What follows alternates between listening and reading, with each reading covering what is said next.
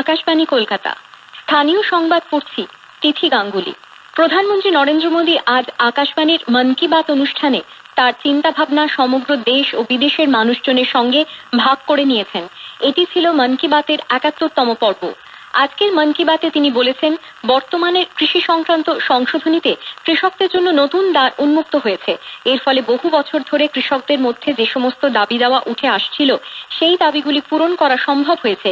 অনেক বিচার বিবেচনার পর সংসদ কৃষি সংস্কারকে আইনি রূপ দিয়েছে। এই আইনের ফলে কৃষকদের অনেক সীমাবদ্ধতাই শেষ হয়নি। কৃষকরা নতুন সুযোগ, নতুন অধিকার পেয়েছেন।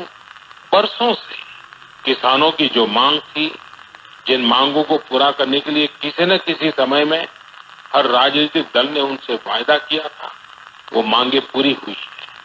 काफी विचार विमर्श के बाद भारत की संसद ने कृषि सुधारों को कानूनी स्वरूप दिया। इन सुधारों से न सिर्फ किसानों के अनेक बंधन समाप्त हुए हैं, बल्कि उन्हें नए अधिकार भी मिले हैं, नए अवसर भी मिले हैं। इन अधिकारों ने बहुत ही कम समय में किसानों की परेशानियों को कम करना शुरू कर दिया। এই প্রসঙ্গে তিনি কৃষির সঙ্গে যুক্ত বিভিন্ন মানুষের সুবিধা প্রাপ্তির বিষয়টি তুলে ধরেন। কৃষি আইনে অন্য একটি বিষয়েরও উল্লেখ করেছেন প্রধানমন্ত্রী। বর্তমানে এই আইন অনুযায়ী কোনো অঞ্চলের মহকুমা শাসককে ১ মাসের মধ্যে কৃষি সংক্রান্ত সমস্যার সমাধান করতে হবে।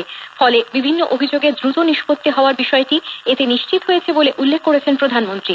শ্রী মোদী যে কোনো ক্ষেত্রেই সমস্ত রকমের ভুল তথ্য বা গুজব থেকে কৃষকদের দূরে থাকার পরামর্শ দিয়েছেন। প্রধানমন্ত্রী কৃষিবিদ্যা নিয়ে অধ্যয়নরত ছাত্রছাত্রীদের আশেপাশের অঞ্চলের গ্রামের কৃষকদের আধুনিক কৃষি পদ্ধতি, কৃষি সমস্যার সাম্প্রতিক সমাধানের প্রক্রিয়া সম্পর্কে সচেতন করার আহ্বান জানিয়েছেন।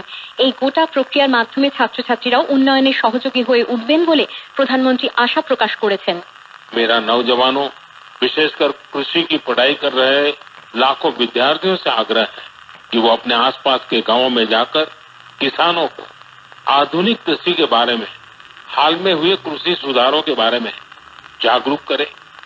ऐसा करके आप देश में हो रहे बड़े बदलाव के सहभागी बनेंगे। প্রধানমন্ত্রী আজকের মন কি বাতে ঋষি অরবিন্দকে স্মরণ করেছেন। আগামী 5ই ডিসেম্বর শ্রী অরবিন্দের মৃত্যুবার্ষিকী। প্রধানমন্ত্রী তাঁকে স্মরণ করে বলেছেন, ভোকাল ফর লোকালের আজকের চিন্তা ভাবনায় শ্রী অরবিন্দের স্বদেশী দর্শন দেশবাসীর পথ প্রদর্শক। ঋষি অরবিন্দ স্বদেশিকতাকে নিজের জীবনের লক্ষ্য হিসেবে স্থির করেছিলেন। বিদেশ থেকে নতুন কিছু শিখে এসে দেশে নতুন কিছু উদ্ভাবন, তার প্রয়োগ ঘটাতে উৎসাহ প্রদানের যে দর্শন ঋষি অরবিন্দ দেশবাসীর মধ্যে প্রথিত করেছিলেন, সেটি আজকের আত্মনির্ভর ভারত অভিযানে ভোকাল ফর লোকাল মন্ত্রের মূল ভাবনা। जैसे आज जब हम लोकल के लिए वोकल इस अभियान के साथ आगे बढ़ रहे हैं, तो श्री अरबिंदो का स्वदेशी का दर्शन हमें राह दिखाता है। ऐसा भी नहीं कि श्री अरबिंदो ने विदेशों से कुछ सीखने का भी कभी विरोध किया। जहां जो नया है वहां से हम सीखें। जो हमारे देश में अच्छा हो सकता है उसका हम सहयोग और प्रोत्साहन करें। यही तो आत्मनिर्भर भारत अभियान में वोकल फॉर लोकल मंत्र की भी भावना है। আজকের মন কি বাতে প্রধানমন্ত্রী নরেন্দ্র মোদী বলেছেন, মারণ ভাইরাস করোনা সংক্রমণের প্রায় 1 বছর হতে চলল। এবছর সারা বিশ্ব নানা উত্থান পতন প্রত্যক্ষ করেছে। লকডাউন পর্ব পেরিয়ে এখন সারা বিশ্বে করোনা প্রতিরোধের টিকা নিয়ে গবেষণা চলছে। এই সময় কোন রকম অসাবধানতা ভয়ঙ্কর হয়ে উঠতে পারে বলে সতর্ক করে দিয়ে প্রধানমন্ত্রী বলেছেন, করোনা প্রতিহত করতে কঠিন লড়াই চালিয়ে যেতেই হবে। শীতের মরশুমে শিশু, বয়স্ক ও অসুস্থ মানুষদের প্রতি বিশেষ যত্নের উপর প্রধানমন্ত্রী জোর দিয়েছেন। কলকাতার মাঝেরহাট সেতু আগামী 3রা ডিসেম্বর সর্বসাধারণের জন্য খুলে দেওয়া হতে পারে বলে পূর্ত দপ্তর সূত্রে জানা গেছে। নতুন করে তৈরি হওয়া সেতু উদ্বোধন করবেন মুখ্যমন্ত্রী মমতা ব্যানার্জি। এদিকে রেল জানিয়েছে, সেতু নিয়ে তাদের তরফে কোনো কাজ বাকি নেই। সম্প্রতি মাঝেরহাট সেতু পরিদর্শনে যায় রেল ও পূর্ত দপ্তরের যৌথ দল। গত বুধবার সেতুর ভার বহন ক্ষমতার পরীক্ষার পর যান চলাচলের চূড়ান্ত ছাড়পত্র দেওয়া হয়।